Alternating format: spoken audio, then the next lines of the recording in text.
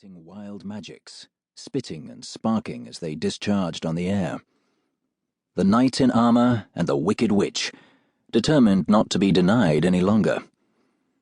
I raised a golden foot, kicked in the entrance doors, and the two of us slammed into Drood Hall. Alarms and bells and sirens broke out everywhere all at once, and men and women froze in place along the whole length of the entrance hall, caught off guard. No one ever invades Drood Hall, home to the most feared and respected family in the world. It just doesn't happen. So they simply stood and stared, like rabbits caught in the headlights of an oncoming car, while Molly and I strode on. Two unstoppable forces for the price of one. A few of my family started forward to try to intercept us. Some ran away, but most just stood and stared blankly, waiting for someone to tell them what to do. A handful of security guards finally appeared, charging down the hallway, yelling for everyone else to get out of their way, and armoring up as they came. I didn't slow down, just hit them head on. Some I shouldered aside, others I knocked down and walked right over. They might have been armored like me, but I was the one with the field training and experience. More armored guards burst out of side doors. Molly called up vicious storm winds, and they blasted up and down the long entrance hall, picking Droods up and throwing them this way and that. Most of the family either grabbed for something secure to hold on to, or ran for their lives. They didn't armor up or reach for weapons. I was seriously unimpressed. It was clear to me that the family needed to run more practice drills, so everyone would know what to do when the impossible happened right in front of them. If this had been a real invasion by outside forces, we would have been in serious trouble. An armored Drood blocked my way, reaching for me with golden hands. I hit him hard, slamming my shoulder into his chest. There was a loud clang of colliding metals as he was thrown backwards.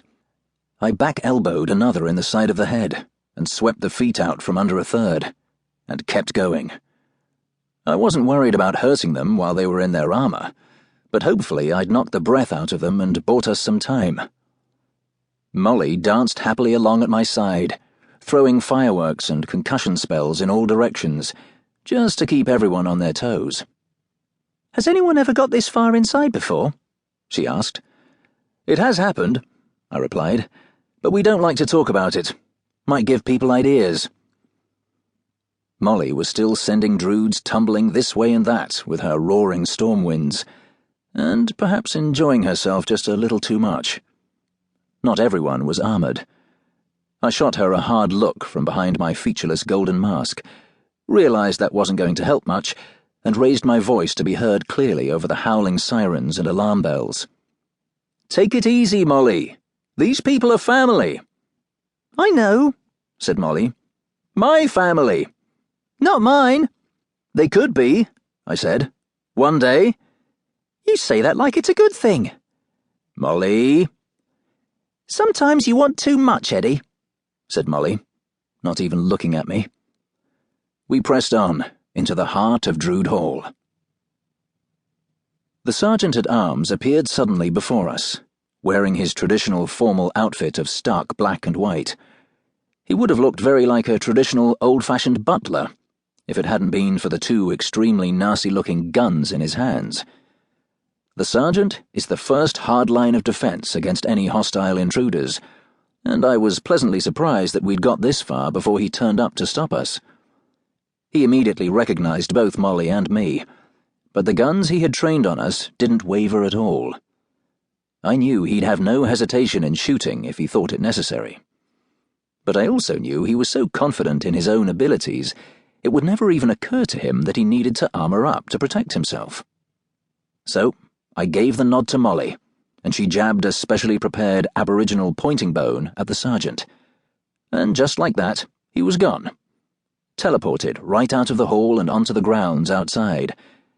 Quite a long way off, to be exact, on the far side of the ornamental lake.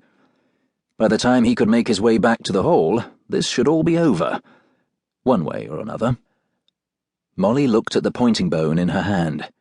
The sheer strain of what it had been asked to do had charred and cracked it from end to end. It's not easy making a Drood go somewhere.